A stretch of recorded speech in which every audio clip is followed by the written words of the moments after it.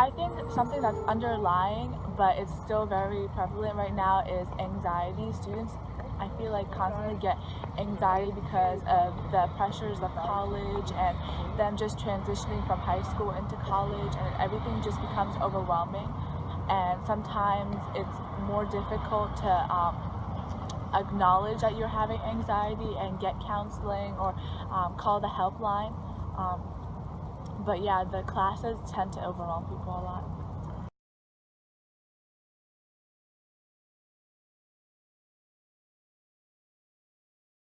Yeah, my freshman year, just coming in from a high school that wasn't like very well known. I came from like Newark High School.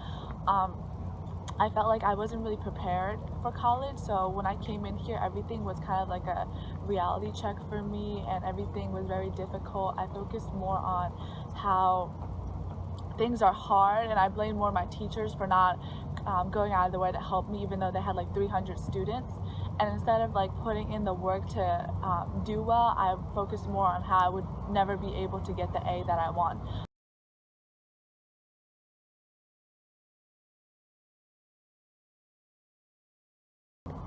I think it's the first time I got a bad grade in Gen Chem. I've never in my life had ever had a C minus in an exam. Like, I've always been a distinguished honor roll student, and the first time I got it, I was just very shocked, just because of the amount of hard work I put in, the amount of time that I put in. Like, I've never studied so much in my life for one exam, and when it didn't pay off, I was very overwhelmed and just disappointed with myself.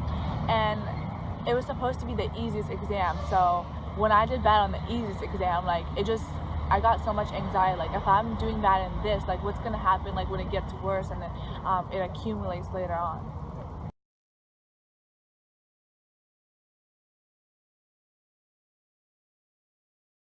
I ended up getting an A, but that's because I started to reach out. I got academic tutoring for that class.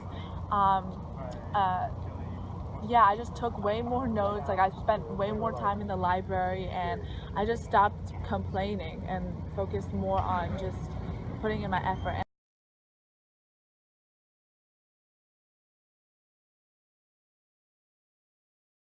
Yeah, I definitely had to get tutoring. I had to get tutoring from the Academic Enrichment Center, and sometimes, like, just because of my anxiety, um, like, friends, they don't really like, they just tell you everything's fine, but they don't give you like that thing that you need to like get over things. So I had to reach out to like the counseling center, and like they were a great help. They listen.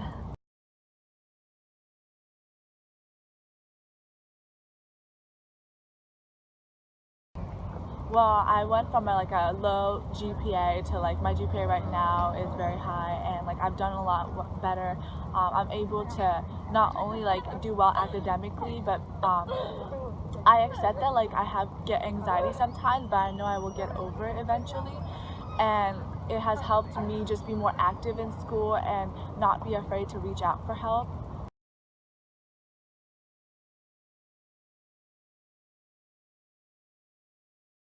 I think acceptance is like a big part of it.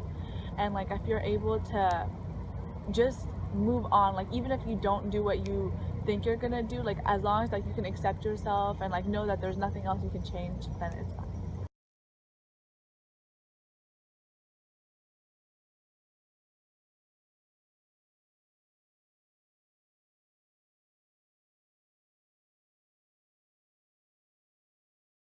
I would say a tie between nutrition and obesity on campus.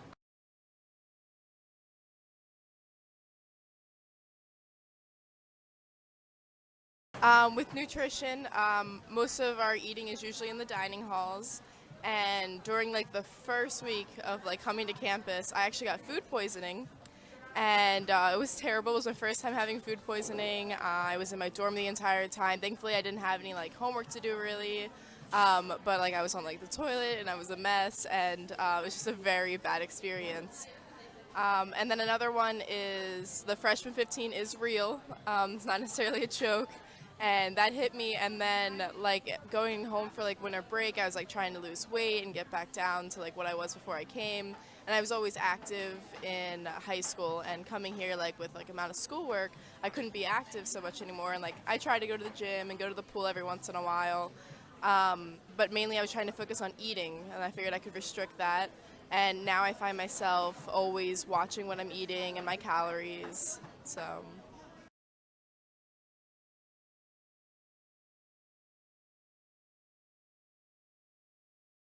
Um, there's a wide variety of options, and I usually try to go for like a salad every once in a while, and I'm always looking at the amount of calories I'm consuming. I find myself looking at the app almost like 3 times a day, or how many times I'm going to go to the dining hall and like look at the amount of calories, the amount of fat, um, and I try to like cut out a lot of carbs because there's always like bread here, and I tried to stop eating so much bread.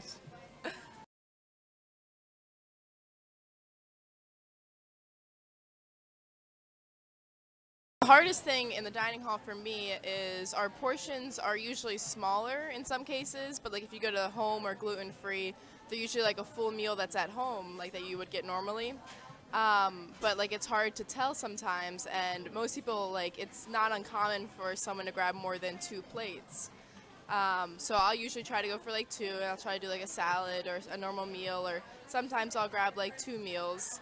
Um, but most of the time, if I'm restricting a lot, like I'll just get like soup or something. So.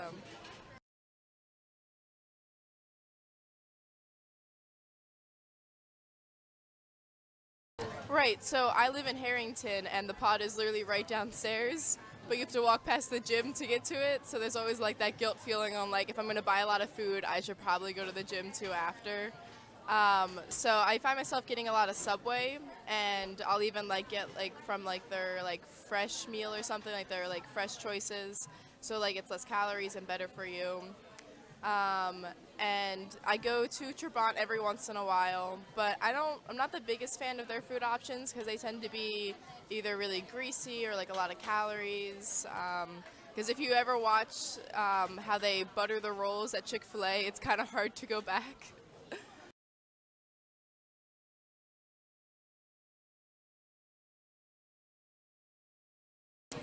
Um, well, I'm a very frugal person, so I tend to try not to spend so much. But we do have like a certain amount of like points and everything. So I found more towards like the end of the semester that I will not care so much about the cost, and I'll just like go for like the meal. And usually, I'd say it's not that far off. In Trabant, there's a place called Greens to Go, and that one tends to be a little pricey, but like it's like all healthy and natural food, or at least they tell you that. So I would say it's not that far off, like the cost to the value.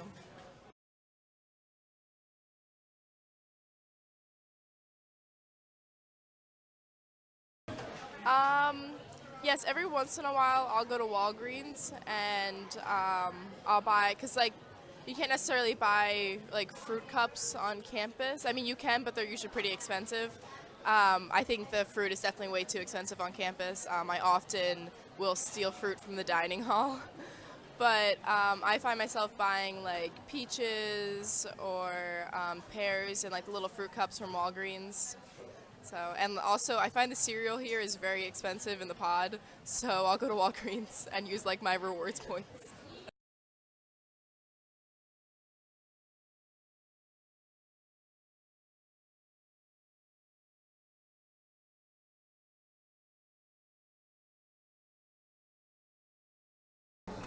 Honestly, the first thing that comes to mind is alcohol poisoning.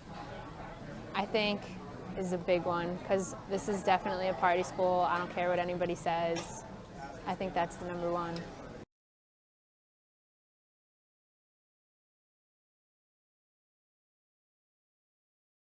Where? Everywhere. I know a big part of the problem is like frat parties and the jungle juice and stuff like that. But then there's also like mixers with club sports teams and all the clubs that have their own parties. Basically, everybody is partying.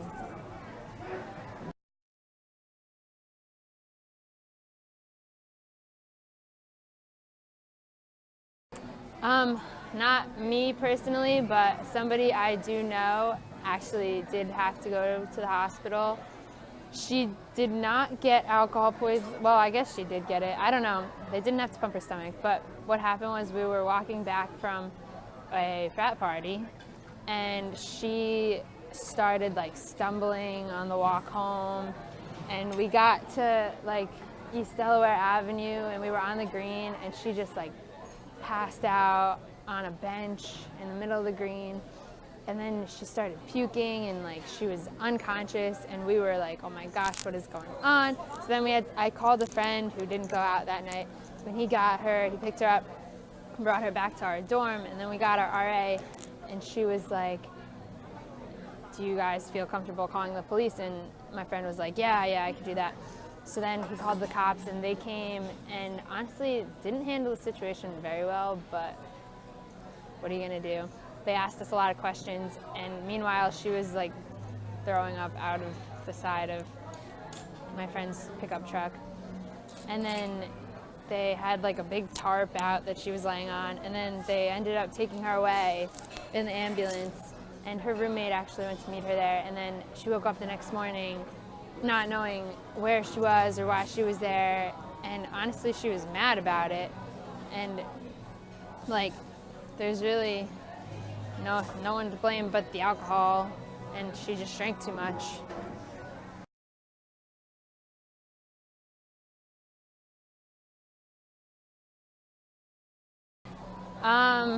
It kind of like took a toll on everybody from my whole freshman floor.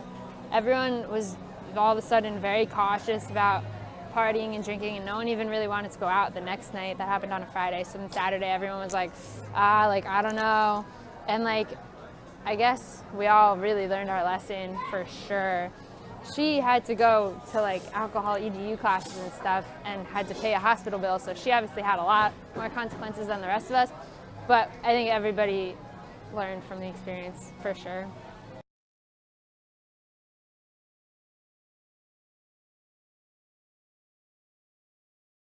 I don't know, it was UDPD.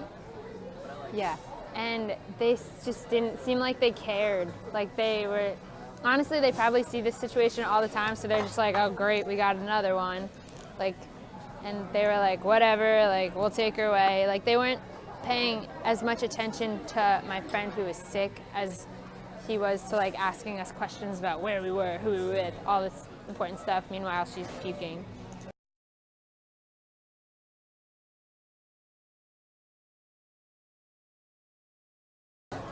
Oh, definitely have gotten much more under control. Me and my friends like to keep each other in check now. If somebody sees someone's getting or trying to push their limits, then we cut them off, slow them down, take whatever they have away from them. We've decided to come up with a safe word. Our word is koala bears. And whenever somebody says koala bears, you have to put your drink down, take a break. That's probably the biggest thing.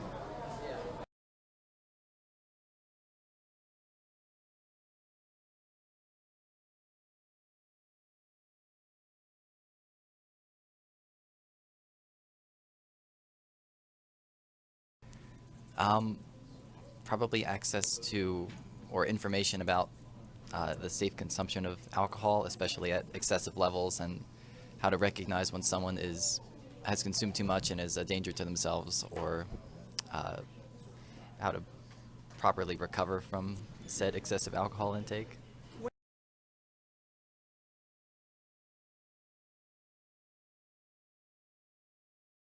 Um, I've the only real information I've seen was through the alcohol EDU program that we all took as freshmen.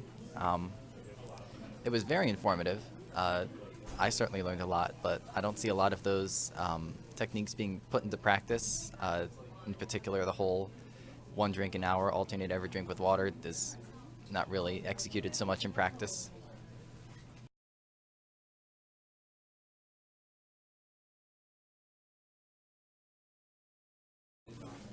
Um, yeah, as a freshman, I lived on a very exciting dorm floor. One night in particular, one person came back who was very, very inebriated, totally incoherent, almost non-responsive, but not quite. Uh, I was concerned, everyone else was concerned, but he more or less recovered a little bit quicker, so we didn't have to call the ambulance or anything like that. He was still conversive, well, what little he could say, but it was all definitely very scary for us, and we were all very worried. He was fine in the morning, well, as fine as he could be after that night, but it was very scary, and I feel like if he had had just a little bit more, it might have been a completely different story, so that worried me a lot.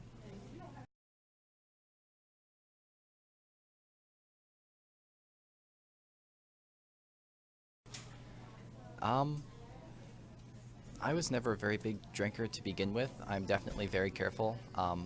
I've made mistakes and had too much before, and it's not been a very fun time.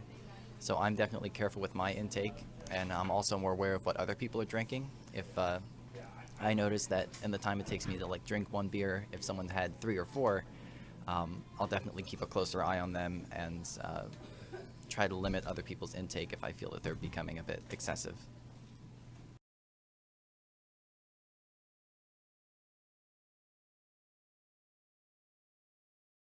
I would say probably parties at fraternities. I haven't been to too many, but at the ones I have, it's been pretty clear-cut examples of people behaving irresponsibly. I don't see it so much at smaller gatherings between friends or when people go out to the bars. Maybe it's the public setting or being with people you know, but definitely when there's a really intense like party environment, people tend to go way overboard, at least in my experience.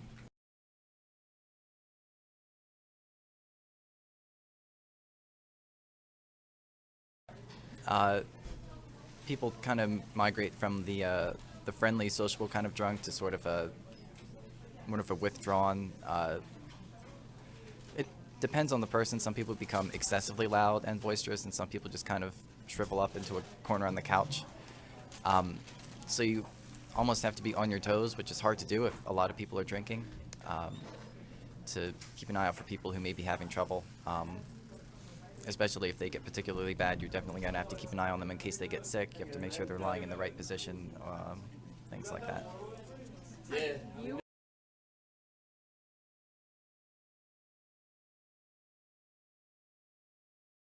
When I used to live in the dorms, I know at least one person who was arrested for underage drinking and had to go through courses and was on probation, and wasn't a very good time for them.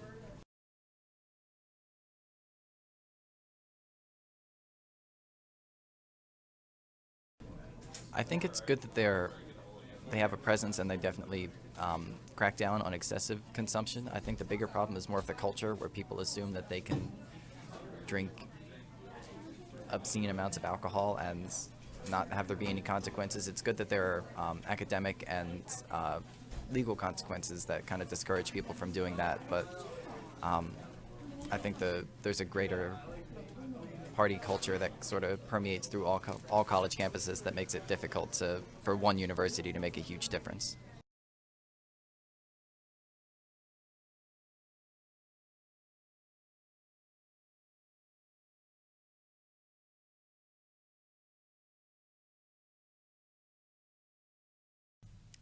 I think the most pressing medical issue would be mental health disorders in general.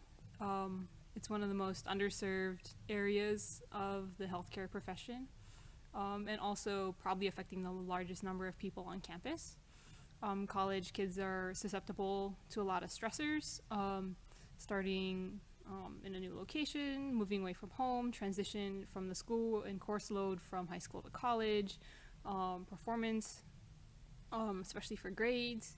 There can be a lot of anxiety, roommate issues, which can manifest itself in a lot of different ways. It can be in anxiety, depression. Some people, this is also an age where you can develop signs or symptoms of bipolar or schizophrenia, so there's also those issues.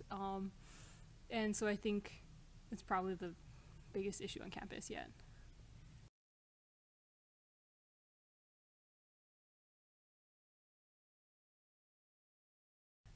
I would say probably there's a lot of anxiety, either performance anxiety for an athletic perspective or performance anxiety from an academic perspective, and minimize the minimum GPA they need to meet or a GPA they would like to meet for their career goals beyond school. Also just pressure from family or working out, and there's a lot that they have to do in the day. So a lot of them will have anxiety disorders, and that can be something like they have a lot of stomach issues, they can't sleep well, they're not recovering, they're not eating well as a result because they're tired or they're busy. Sometimes it also manifests in eating disorders, especially in weight-sensitive sports. The anxiety or the pressure to perform can be too much, and they'll restrict their eating, or they'll binge eat, or go through long exercise periods just to kind of compensate, and the feeling of something they can control.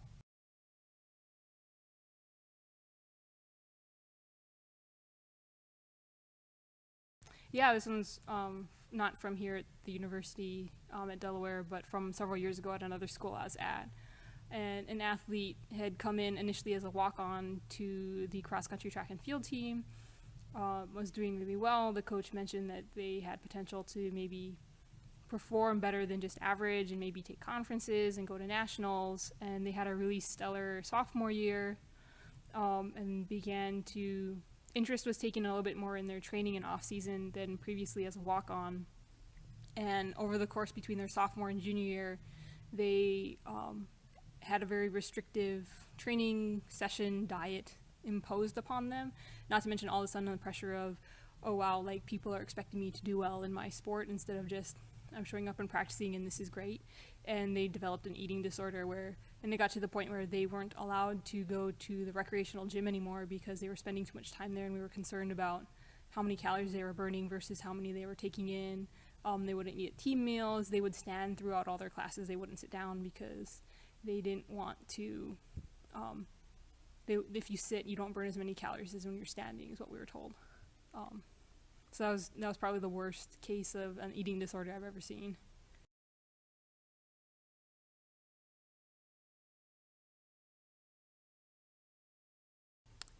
It's really hard because, especially for a mental disorder, the person themselves really needs to want to seek help. You really can't force them. I mean, you can force them to go, but they really need to want to go in order for treatment to take place. It makes it hard because, especially at that school, there are very limited mental health services. There are maybe 2 therapists for a campus of like 60,000 students in general. So, and the first person she saw, she didn't connect with them. She didn't feel any connection. So that therapy session wasn't really going anywhere. We actually eventually had to get her hooked up with someone that she felt comfortable speaking to, which was a third party outside of campus altogether. So it takes a lot of time and involvement with somebody that is regularly checking up on them. Are they going to their therapy sessions? Do they feel comfortable with this therapist? We need to find a different therapist. And at the same time, just finding what was the root cause of this eating disorder. We kind of had discussions, and the coach didn't realize he was putting so much pressure on this athlete, so we kind of changed his coaching style, adjusted the training schedule accordingly, and eventually she got better, but it took a long time. And similarly here at the University of Delaware, I know they have mental health services. I haven't had a lot of experience referring athletes there because I haven't been here very long, but I have heard positive things about it, so yeah.